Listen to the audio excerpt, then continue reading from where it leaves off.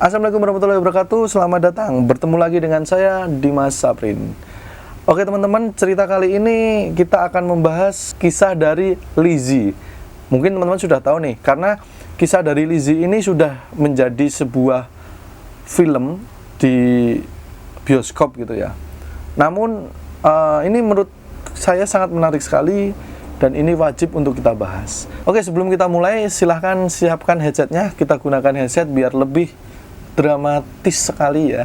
Dan juga jangan lupa klik tombol subscribe jika bagi kalian yang belum subscribe. Jangan lupa nyalakan loncengnya agar teman-teman tidak ketinggalan video dari saya. Oke, kita mulai ceritanya.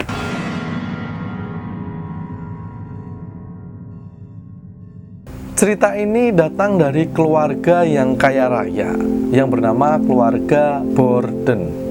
Keluarga Borden adalah keluarga paling kaya di masa itu. Kepala rumah tangga dari keluarga Borden ini, atau dari ayah dari Lizzy ini, adalah seorang pengusaha kaya raya, pengusaha properti yang sukses di masanya.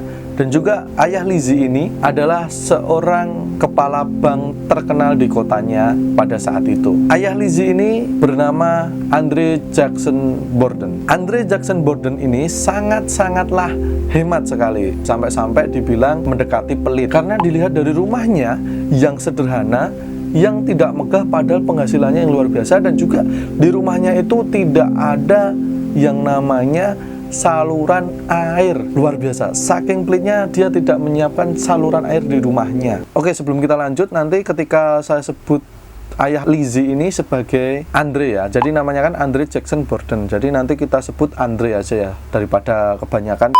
Sebulan sebelum kematian si Andre ini, orang kaya raya yang pelit ini, dia sempat membagikan sebagian hartanya ke keluarga istri kedua dari Andre ini. Istri kedua ini bernama Abby Druff Gray. Dan ketika kita lihat maju sedikit beberapa hari sebelum pembunuhan, seluruh penghuni rumah yang ditinggali oleh Andre ini mengalami keracunan, semuanya tanpa terkecuali. Dan malam sebelum Andre meninggal, John Finicum Morse, saudara dari ibu kandung Lizzy, dan Emma berkunjung untuk membicarakan masalah bisnis dengan Andre. Oke, teman-teman, jadi kita fokus ke situ ya. Jadi fokusnya ke pembagian harta ke keluarga Abby sama keracunan dan juga datangnya John Finicum Morse ini ya. Jadi kita fokus ke tiga itu saja,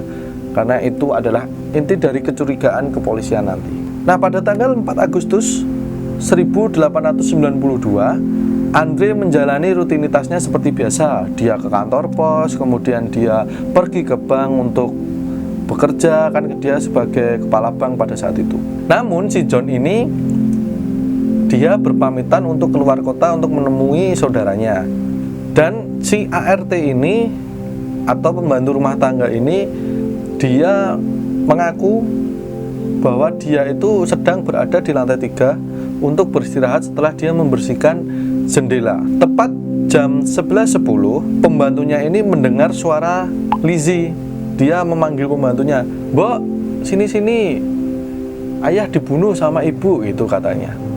Kemudian si Lizzy ini datang menemui dan si ART ini bergegas datang menemui Lizzy. Oh ya, pembantu atau ART, asisten rumah tangga di cerita ini namanya Bridget Sullivan. Jadi ini tolong diingat-ingat ya. ART ini pun kaget sekali melihat Andre yang sudah dibunuh oleh seseorang dan dia nggak tahu siapa itu. Dan ketika melihatnya, si Andre ini mendapatkan luka dari benda tajam yang diduga itu adalah kampak, itu sebanyak 10-11 kali di kepalanya, sehingga kepalanya Andre ini hancur. Dan saking parahnya, bola matanya itu terbelah menjadi 2. Setelah polisi melakukan olah TKP, polisi menduga bahwa si Andre ini dibunuh pada saat dia tertidur. Setelah itu ART ini naik nih.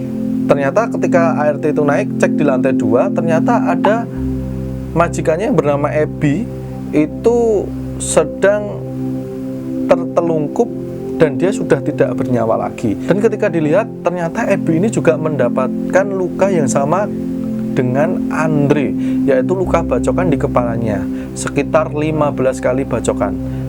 Dan diduga luka dari kedua korban ini adalah luka bacokan dari senjata kampak gitu ya. Polisi juga meyakini bahwa mereka ini meninggal setelah bacokan yang pertama. Jadi berarti ini pelakunya sangat sadis sekali ya. Jadi dia bacok nih kan, dus, mati nih orangnya. Dia bacok terus gitu kan, sampai 15 kali dan 11 kali ya, yang dilakukan di mayat Abby dan di mayat Andre. Kemudian polisi memperdalami olah TKP di rumah Borden tersebut, dan polisi menemukan barang bukti berupa kampak. Namun kampaknya ini tidak ada bercak darah sama sekali, dan di kampak ini hanya ditemukan kepala kampaknya saja dan tanpa gagang. Nah, ini sangat aneh sekali, menjadi tanda tanya kepolisian pada saat itu. Loh, kok cuman kampaknya, kok cuman kepalanya doang, gagangnya mana gitu kan. Terus dari peristiwa inilah nanti banyak teori-teori untuk mengungkap kasus ini. Oke, kemudian si Lizzy ini ditetapkan oleh polisi sebagai tersangka dan dia sempat dipenjara pada tanggal 11 Agustus. Kemudian juri pengadilan mulai mendengarkan keterangan saksi-saksi pada tanggal 7 November dan mengeluarkan dakwaan pada tanggal 2 Desember. Nah, Lizzy ini diadili di New Bedford dengan fakta-fakta sebagai berikut.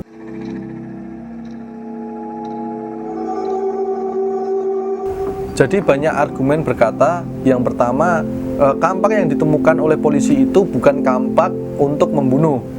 Ada juga yang bilang kampak itu untuk membunuh, tapi dia menghilangkan jejaknya dengan cara gagangnya itu dibakar atau dibuang, karena yang berlumuran darah itu jane gagangnya itu gitu kan, bukan mata kampaknya gitu. Ada juga yang bilang gini, wah enggak, gagangnya itu ada di sebelah kampak gitu. Jadi banyak perdebatan ketika persidangan itu. Fakta yang kedua, Lizzy setelah beberapa hari pembunuhan juga membakar satu bajunya yang kata Lizzy itu adalah kena cat. Wah, ini mencurigakan. Dia ingin menghilangkan jejak atau memang benar-benar kena cat. Nah, itu mencurigakan.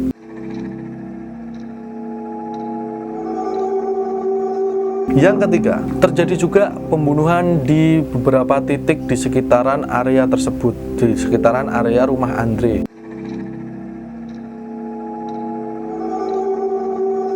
Kemudian fakta yang ketiga, saksi mengatakan Lizzy membeli sebuah cairan yang bernama asam prusik sehari sebelum Andre meninggal. Bisa jadi cairan ini yang digunakan Lizzy untuk meracuni semua penghuni rumah. Namun semua ya, berarti si Lizzy juga minum tuh. Namun ketika Lizzy membelinya, itu Lizzy berkata bahwa cairan ini tuh untuk menghilangkan kotoran yang ada di jaket saya itu.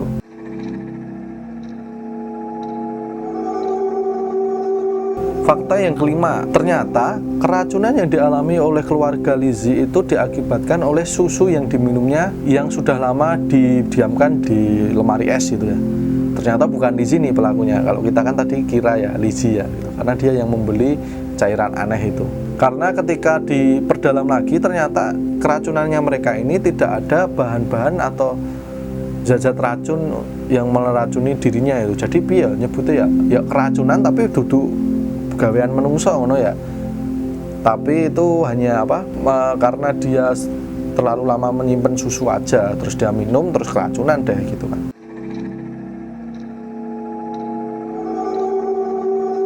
Lizzy jatuh pingsan ketika melihat tengkorak kepala ayah dan ibunya di persidangan. Nah, itu kan membuktikan bahwa Lizzy itu sebenarnya tidak tega melihat itu dan dia bukan psikopat gitu ya. Tapi nggak tahu nih Lizzy ini acting atau bagaimana, saya juga nggak tahu ya, bisa jadi dia acting gitu kan.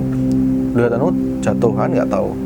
Setelah melakukan perundingan selama 30 menit, Lizzy dinyatakan bebas dari masa tahanannya dan Lizzy pun kembali ke rumahnya yang dahulu kala, di rumah keluarga Borden. Karena berita ini menyebar begitu cepat sehingga Lizzy dikucilkan oleh tetangga dan orang-orang sekitarnya.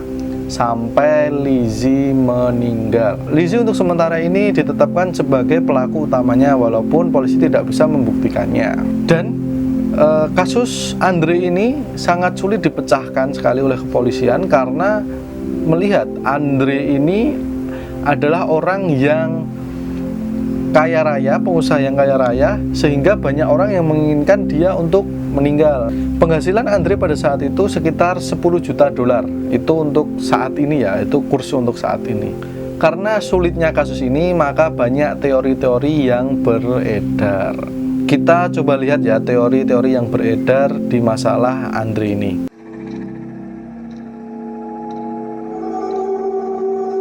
Teori yang pertama ini mengarah kepada si John, yang dia mengaku bahwa ketika kejadian itu dia pergi keluar kota untuk menemui saudaranya. Dugaan si John melakukan pembunuhan ini adalah yang pertama, dia memiliki motif menginginkan uang dari si Andre ini. Namun ada beberapa kejanggalan ketika tersangkanya itu adalah si John. Yang pertama kejanggalannya adalah ketika dilihat di sekitaran rumah, di jendela ataupun pintu tidak ada sedikit pun bekas pembukaan paksa di rumah dari Andre ini. Dan juga polisi merasa aneh nih kalau seumpama yang melakukan si John, pertama dia membunuh Andre nih dugaannya, membunuh Andre meninggal, dia lari membunuh si Abby dengan jangka waktu 30 menit nih. Jangka waktunya cukup lama nih ya, 30 menit itu. Jadi kayak nggak mungkin sekali dia bertahan di rumah itu selama itu gitu. Jadi polisi sedikit ragu di teori yang pertama ini.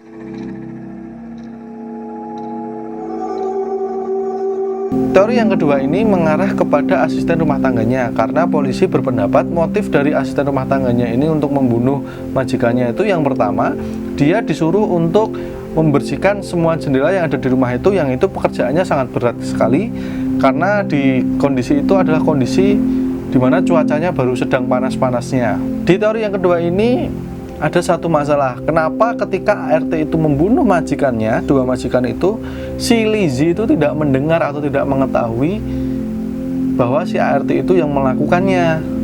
Teori kedua kelemahannya itu. Oke, teori yang ketiga,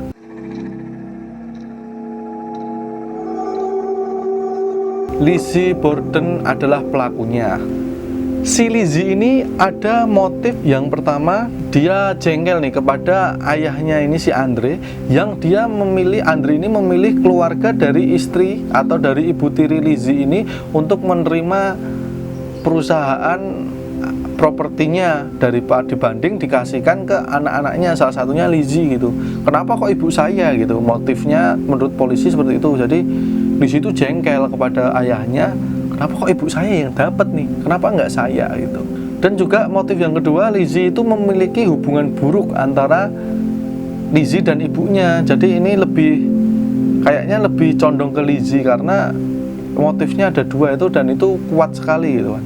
Lizzy itu ketika diinterogasi oleh kepolisian, Lizzy itu ngomong gini, loh, saya itu ketika kejadian, saya itu ada di loteng. Saya itu di loteng sekitar 15 menit sampai 20 menit gitu katanya. Dan dia katanya sedang mencari pancing saat itu. Nah, namun polisi itu tidak bodoh ya. Jadi dia merasa Lizzy itu berbohong karena saat kondisi itu adalah kondisi musim panas, dimana ketika di loteng itu suhunya sangat panas sekali. Jadi nggak mungkin kalau Lizzy itu bertahan sampai 20 menit di atas loteng itu gitu. Karena kondisi yang sangat panas gitu kan. Kemudian ditambah ketika polisi melihat atas loteng itu tidak ada jejak sama sekali. Jadi nggak ada orang yang di situ gitu. Jadi nggak mungkin kalau Lizzy bertahan di situ. Kekurangan dari teori ini adalah polisi tidak dapat menemukan bukti-bukti yang konkret untuk menjatuhkan si Lizzy ini. Jadi pembunuhan Andre ini sangat terskema sekali. Jadi sampai bersih nggak ada yang tahu sama sekali tentang barang buktinya ini, luar biasa. Kemudian teori yang keempat ini teori yang paling dekat dan menurut saya ini sebenarnya yang terjadi. Teori yang keempat ini menunjukkan bahwa si Lizzy dan asisten rumah tangganya lah yang melakukan pembunuhan ini, di mana mereka ini sebenarnya memiliki kesempatan yang sangat besar di pembunuhan ini. Jadi kata polisi itu mereka itu ketika diinterogasi dia berbohong itu. Dia membuat cerita kalau si Lizzy itu berada di loteng dan si ART ini berada di kamarnya gitu kan. Mereka berbohong seperti itu karena kalau dilihat dari motifnya mereka berdua mempunyai motif yang sama gitu. Dan ketika saya melihat sumber yang berbeda itu katanya mereka berdua ini saling jatuh cinta gitu. Dan dia benci sama si Abby ini gitu. Ketika teori yang keempat ini, ketika dirancang kembali ceritanya itu menjadi seperti ini. Jadi si ART dan si Lizzy ini membunuh Abby terlebih dahulu. Dia bacok. Kemudian selang beberapa waktu Andre baru datang ke rumah setelah dia beraktivitas dengan normal. Kemudian ART dan Lizzy datang ke Andre ketika Andre sedang tidur. Kemudian dia bacok lagi. Nah, seperti itu. Namun di teori keempat ini kembali lagi polisi tidak bisa membuktikan bahwa si Lizzy dan ART-nya ini yang membunuh. Wow, luar biasa sekali. Pembunuhan yang terstruktur sekali yang terjadi di Amerika Serikat. Luar biasa. Oke teman-teman, jadi saya pengen tanya kepada teman-teman semuanya, kira-kira nih siapa yang membunuh si Andre ini? Kira-kira siapa ya? Dari teori-teori, dari 4 teori itu lebih condong kemana, dan dari cerita yang saya sampaikan ini lebih condong kemana, silahkan tulis ke komentar. Ingat teman-teman, ketika teman-teman menjadi YouTuber yang sukses, ketika teman-teman menjadi seorang pengusaha yang sukses, jangan pelit-pelit. Dan ingat teman-teman, keputusan teman-teman itu selalu dipertimbangkan. Karena jangan sampai ketika kita bisa jadi orang sukses, banyak orang yang membenci kita dan ingin membunuh kita. Dan jangan sampai ada kisah-kisah dari keluarga Borden ini yang kedua. Jangan sampai ada kisah yang kedua dari keluarga Borden ini, luar biasa, mengerikan. Dah ini aja cukup. Ya, oh ya, dan teman-teman sedikit informasi aja. Teman-teman kalau pengen pergi ke rumah Borden ini sebenarnya masih ada dan belum kosong, jadi dia malah di Amerika Serikat dijadikan tempat wisata bagi orang-orang yang pengen merasakan sensasi horornya. Dan banyak juga beberapa YouTuber yang datang ke sana untuk melatih mentalnya ya, untuk melihat seberapa horornya rumah itu. Coba lihat ya video YouTuber ini. It's freaking crazy though, dude. So you can see a face. Whoa. What the hell is that? Bro, what the? It's kind of hot in here, dude. Are you? Oh, Abby. Lizzy, do you miss Emma?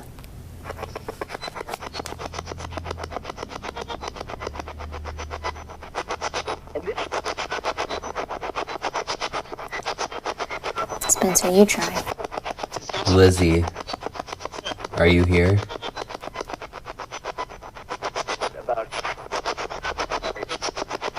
Are we alone?